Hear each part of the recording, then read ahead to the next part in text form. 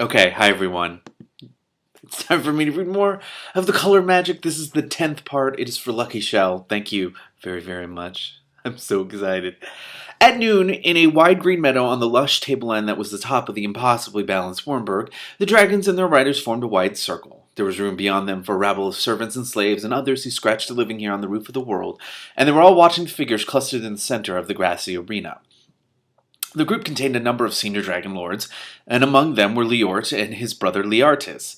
The former was still rubbing his legs with small grimaces of pain. Slightly to one side stood Liesa and Hrun with some of the woman's own followers. Between the two factions stood the Wormberg's hereditary lore master.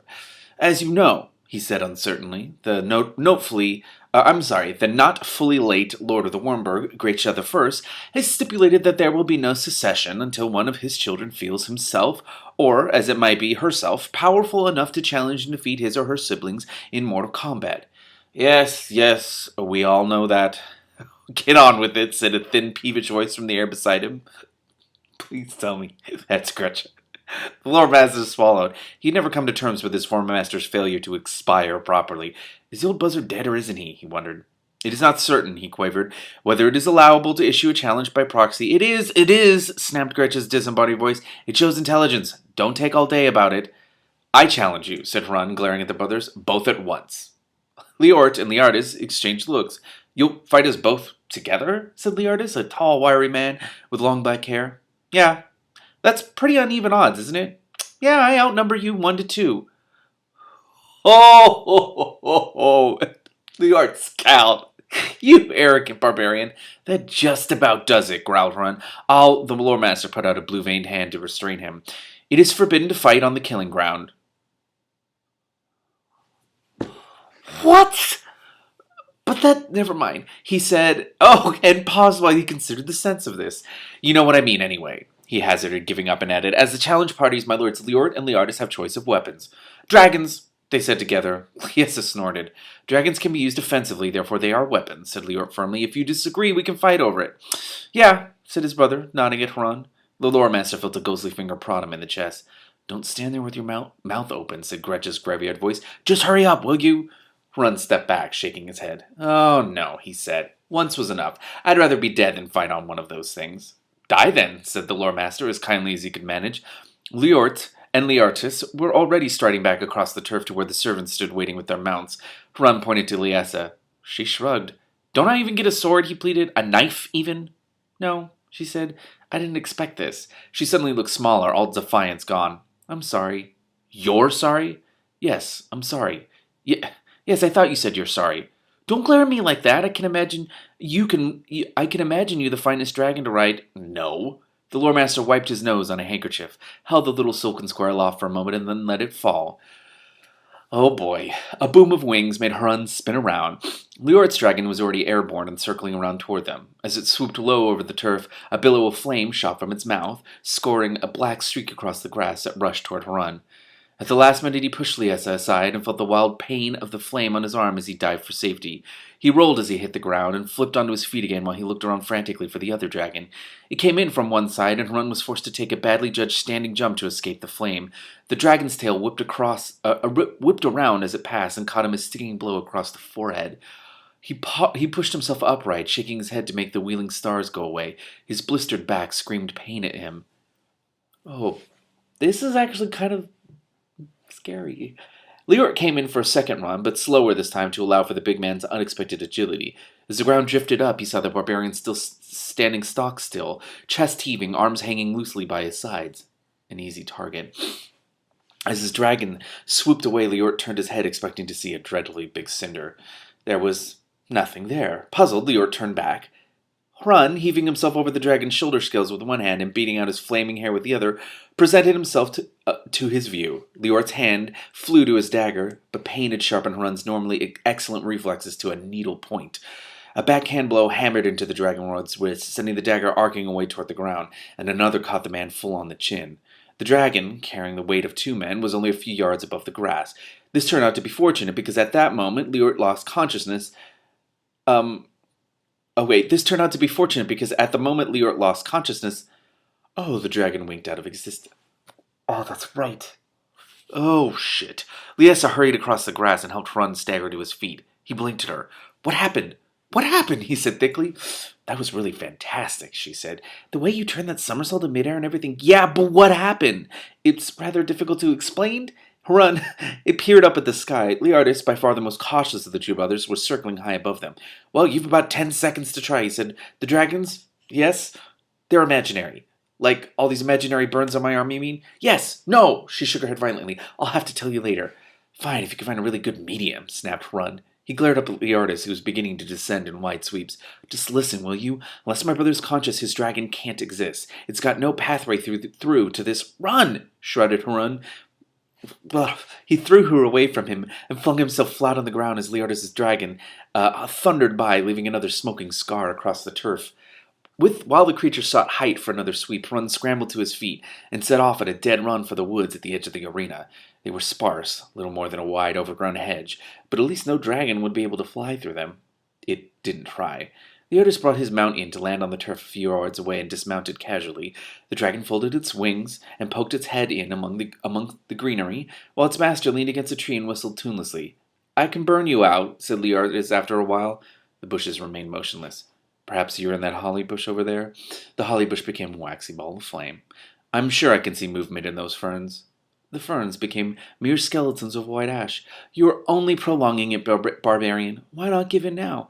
I've burned lots of people. It doesn't hurt a bit, said the artist, looking sideways at the bushes. The dragon continued through the spinney, incinerating every likely-looking bush and clump of ferns. The artist drew his sword and waited.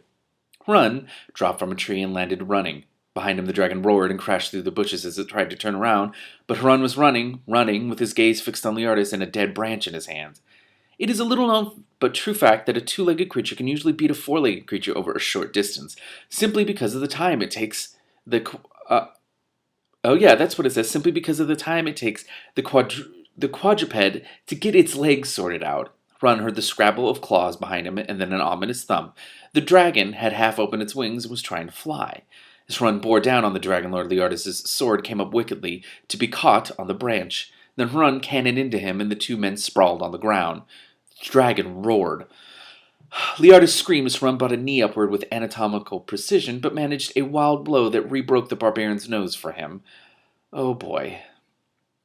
Ron kicked away and scrambled to his feet to find himself looking up into the wild horse face of the dragon, its nostrils distended. He lashed out with a foot and caught Leardis, who was trying to stand up on the side of his head.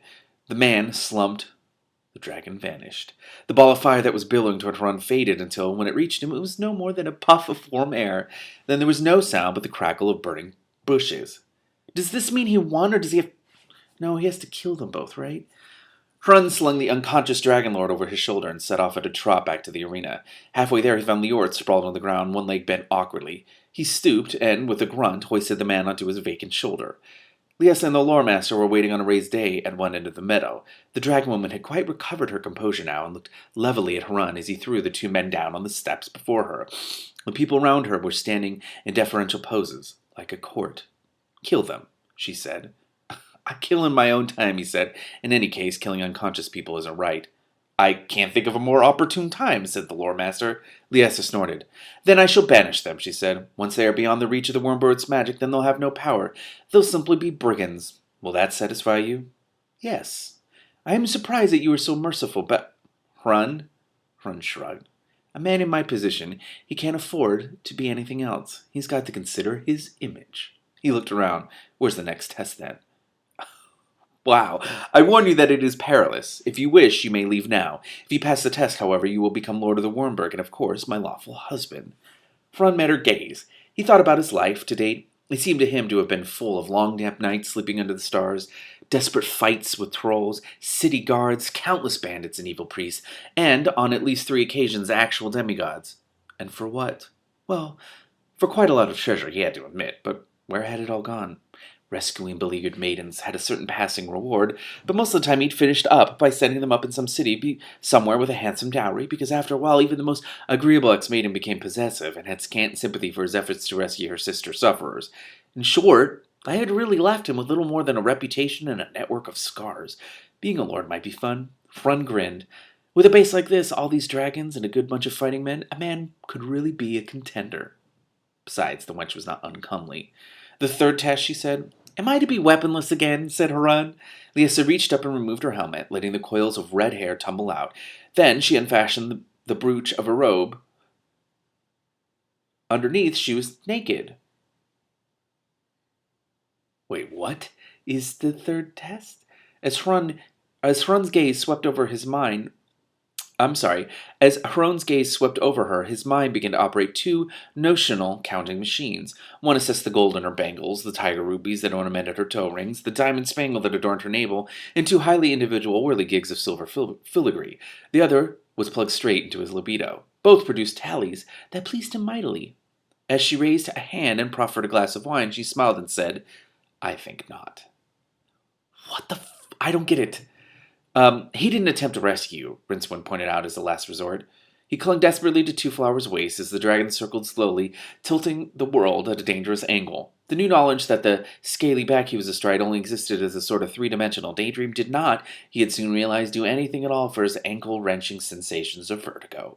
His mind kept straying toward the possible results of Two Flower, losing his concentration. Not even Hrun could have prevailed against those crossbows, said Two Flower stoutly. As the dragon rose higher above the patch of woodland, where the three of them had slept a damp and uneasy sleep, the sun rose over the edge of the disk. Instantly, the gloomy blues and grays of pre-dawn were transformed into a bright bronze river that flowed across the world, flaring into gold where it struck ice or water or a light dam.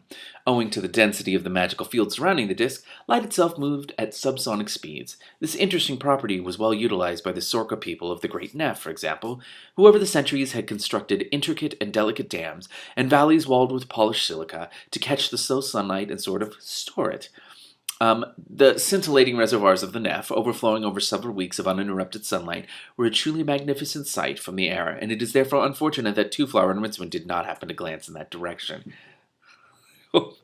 In front of them, the billion-ton impossibility that was the magic-wrought Wormberg hung against the sky, and that was not too bad, until Rincewind turned his head and saw the mountain's shadow slowly unroll itself across the cloudscape of the world. What can you see? Said Two Flower to the dragon. I see fighting on top of the mountain, came the gentle reply. See, said Two Flower. Hrun's probably fighting for his life at this very moment. Rincewind was silent.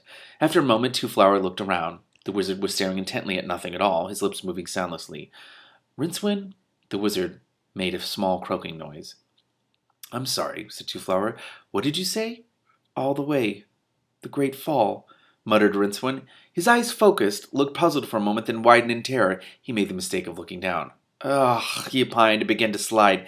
Two Flower grabbed him.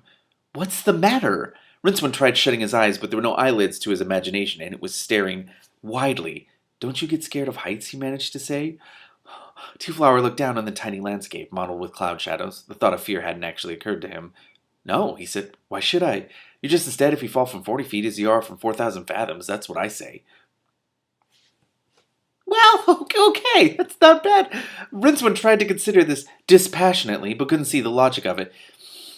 Excuse me, it wasn't the actual falling, it was the hitting. Two Flower grabbed him quickly. Steady on, he said cheerfully. We're nearly there. I wish I was back in the city, moaned Rincewind.